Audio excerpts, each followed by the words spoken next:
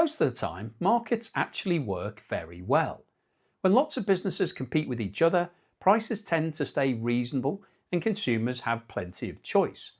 But imagine a situation where only one supermarket existed in your town. With no competitors, that supermarket could charge much higher prices, and consumers would have very little choice but to pay. Situations like this help explain something economists call market failure. Market failure simply means the market is not producing the best outcome for society. In other words, buyers and sellers are still trading, but the result isn't the most efficient or beneficial outcome overall. Understanding this idea is important because it helps explain why governments sometimes step in and intervene in markets. Let's look at a few examples. One example is when companies gain too much market power. If lots of firms compete in a market, prices usually stay competitive.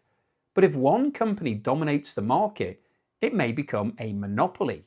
Without strong competition, that firm may be able to charge much higher prices or limit supply. Essential medicines are often used as an example. If one company controls a patented drug and there are no competitors, that company may be able to charge extremely high prices. Consumers still need the medicine, so they may have little choice but to pay. In this case, the market is working, people are buying and selling, but the outcome may not be ideal for society. Another example involves something economists call externalities. An externality is a side effect of an economic activity that affects other people. For example, imagine a factory producing goods that consumers want to buy. The factory makes money and consumers get the product they want. But if that factory pollutes the air or water, nearby communities may suffer the consequences. Those people were not involved in the transaction, yet they are affected by it. Economists call this a negative externality. Externalities can also be positive. Vaccinations are a good example.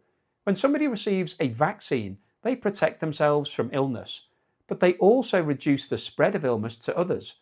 Because society benefits as well as the individual, governments often help fund vaccination programs. A third situation where markets sometimes struggle involves goods that are difficult for private companies to provide. A simple example of this is street lighting. Once street lights are installed, everyone benefits from them.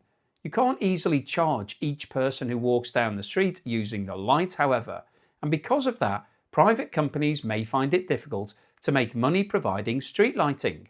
So instead, governments usually fund and provide it.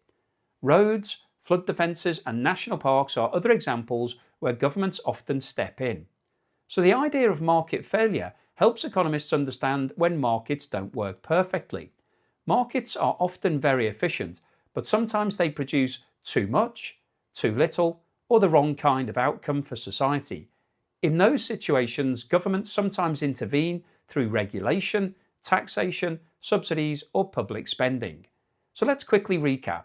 Market failure occurs when markets do not produce the efficient outcome for society.